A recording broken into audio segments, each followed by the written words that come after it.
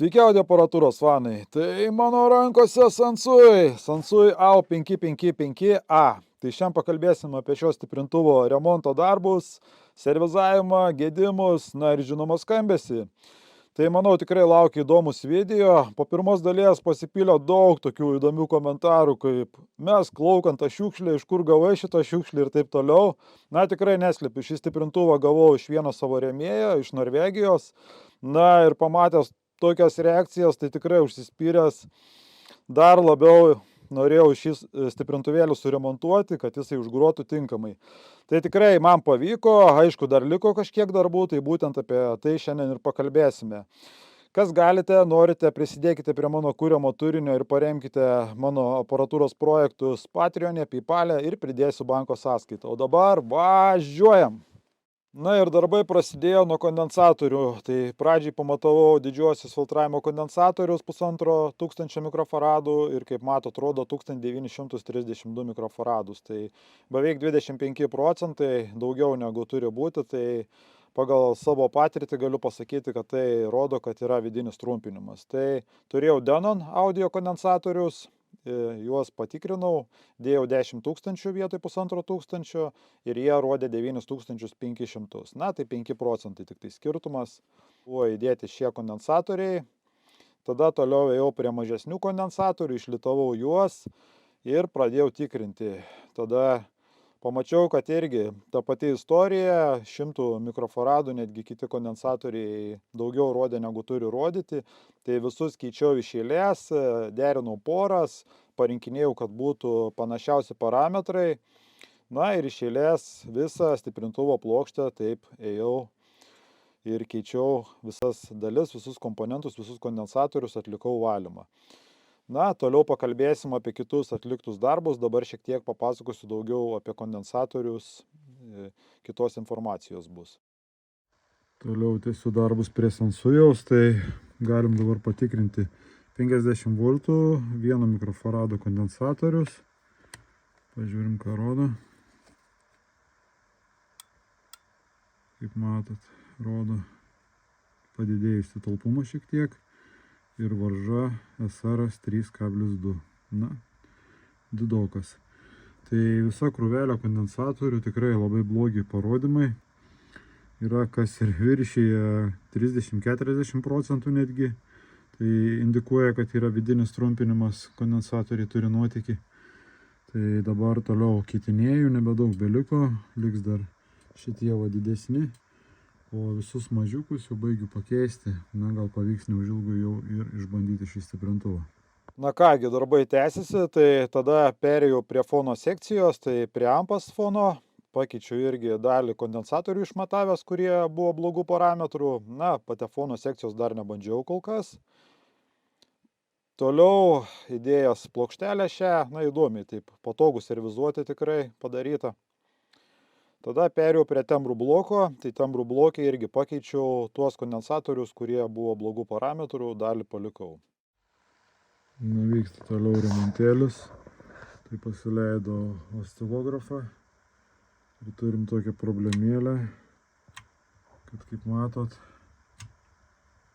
junginėjau žemo filtrą jungikliai ir vienas kanalas, matot, nereaguoja.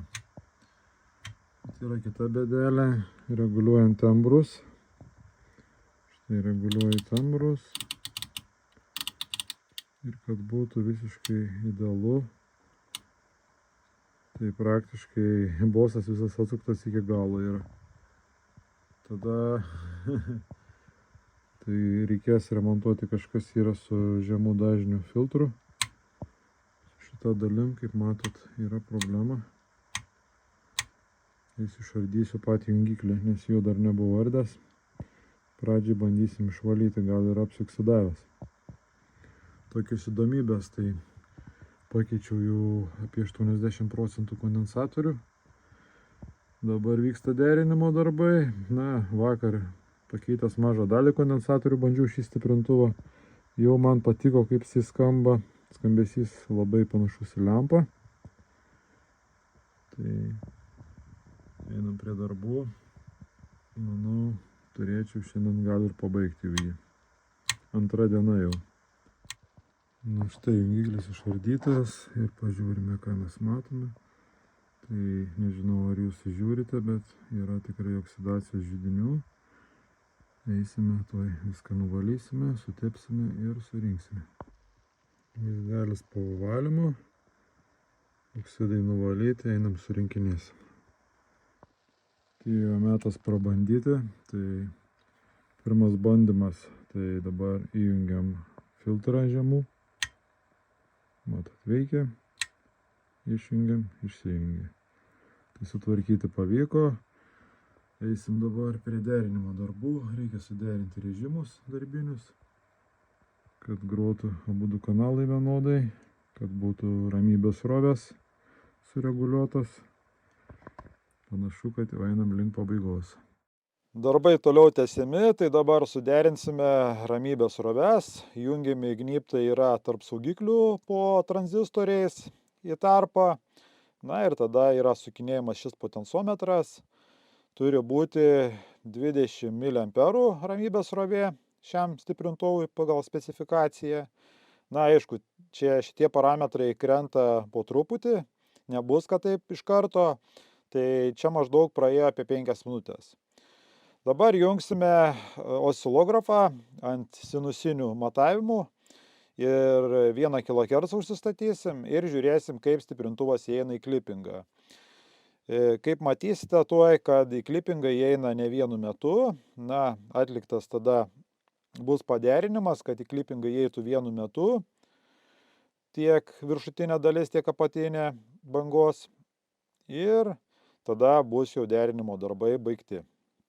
Tai tuoj pamatysit suderinus, didinant garsą, sukant garso reguliatorių, matot, į klipingą įeina tolygiai tuo pačiu metu. Tai taip atrodo šio stiprintuvo derinimo darbai, nėra kažkokių labai stebuklingų dalykų. Aišku, po to dar kartą eisiu viską patikrinsiu, bet manau, kad viskas pavyko, nes testavau šį stiprintuvą jau keletą dienų ir jokių problemyčių nemačiau. Tai dabar pakalbėsime apie patį šio stiprintuvo skambesį. Tai kaip groja šis Sansujus? Groja kaip lempa, skambesys labai primena lempą. Kiek teko pastebėti, kad šie stiprintuvai vieni yra su germanio tranzistoriais pirminiai stiprinimo sekcijai, o kiti būna su paprastais tranzistoriais. Atrodo, kad su A raide turėtų būti visi vienodi, bet teko internete matyti platybėse, kad yra skirtingai. Na, buvo dar šio stiprintuvo senesnė versija, tai kuris skamba geriau, nuomonės internete išsiskiria. Prieš pradėdamas šio stiprintuvo rekepą, remontą, tai atlikau tokį tyrimą komentarų, forumuose amerikiečių. Tai buvo tokių nuomonių, kad padėk Dieve. Negalima rekepinti, čia sugadinsit garsą, negruos jisai, blogai gruos. Na, vyrai visai nusišneka. Ta prasme, aš jį buvau pajungęs, jis visiškai netvarkingas, netvarkytas gruoja. Gruoja, bet tikrai vienas kanalas garsiau, kitas tyliau, vienas kanalas žemo gruoja, kitas negruoja žemo. Kas taip šneka, visiškai neišmano, kaip turi būti, kaip turi gruoti tvarkingas stiprintuvas. Aš manau, kad reikia atlikti matavimus, turi komponentų suderinti, sudėti, visą stiprintuvą profilaktiškai sureguliuoti ir tada išgirsi, kaip jis turi gruoti. Netgi mačiau tokių nuomonių, kad gavau, nusipirkau mint, išpakavau iš dėžės, pajungiu, nėra žemo. Kaip gali nebūti žemo, koks šio šūdas? Na, aš galiu pasakyti tik tiek, kad jisai ir bestovėdamas išdžiūna, nesvarbu ar naujas, ar išpakuotas, ar gruotas, ar negruotas. Tikrai matosi, kad žmonės niekad nesusidūrė su servizavimu, kažkokiu turi religijų, tikėjimų ir tikrai nėra tie tikėjimai geri. Aišku, yra ir stiprintuvų, kad jie gali ir 40-50 metų būna išlituotus kondensatorius ir tikrai nerandi blogų kondensatorių. Tai parodysiu dabar visą šitą dėžutę kondensatorių išlitavau iš šio stiprintuvo. Tai čia labai nesimato, bet yra krūvo mažų, maždaug apie 30-40 vienetų kažkur kondensatorių. Trūko rankenėlių, tai galvojau tokias mažesnės dėti, panaudojau šiek tiek didesnės, man kažkaip prie dizaino labiau patiko, kadangi šį stiprintuvą gavau už dyką, susitvarkiau, dabar paklausysiu. pažiūrėsiu kaip kas, jeigu patiks pasiliksiu, jeigu ne, gal kokį konkursėlį padarysim, tai dar tiksliai neapsisprendžiu dėl to. Noriu dar visus pakviesti, kas galite. Buvo apsirikęs, kad paroda Varšuvoje vyks, galvojau, lapkričio 25, pasirodo spalį vyks. Tai į parodą išvykstume su visais audio aparatūros administratoriais jau neužilgo. Jau gavome šiek tiek aukų ant kelionės. Tai didelis dėkui rėmėjui iš Vokietijos, kuris labai dažnai prisideda. O kas galite, kviečiu dar kartą. Paremkite Patreon, PayPal, galite pervesti pinigėlių į banko sąskaitą, viską pridėsiu aprašyme. Dar kartą didelis dėkui. Tai apie sensujų, manau, kad daug kas rašo internete, kad šis sensujus yra labai retas žvėris. Na, ta prasme, tikrai pagal savo pinigėlius labai gerai skambantis stiprintuvas. Ar aš sutinku su šitą nuomonę? Be abejo sutinku, tikrai labai gerai skambantis mažylis. Ar jis yra labai detalus? Tikrai nėra. Nėra itin detalus, tikrai skambesys nėra audiofilinis, ten kažkoks, na, audiofilinių galėčiau pavadinti, bet tikrai ne high-endinis. Na ir pats stiprintuvas tikrai yra iš pigesnių komponentų pagamintas. Šiais laikais tie komponentai tranzistoriai būtų brangus, bet tais laikais tai tikrai čia buvo biudžetinis, puikiai skambantis stiprintuvas. Tai mano nuomonė yra tokia, kad puikaus skambesio, puikaus garso, audiofilinis, nėra kažkoks super fancy, bet jeigu pradėtumėt nuo tokio stiprintuvėlio savo audiofilijos melomano kelią, tai tikrai būtų iš tų pasirinkimų, kuris tikrai įkvėptų ateities ieškojimams. Tokia mano nuomonė, tai dar kartą ačiū, kad žiūrėjote, kam patiko šis video, nepamirškit parašyti komentarą, tai labai svarbu, kad pamatytų kuo daugiau žmonių, tada bus man įkvėpimas ir sukursime daug daugiau tokių panašių video. Iki.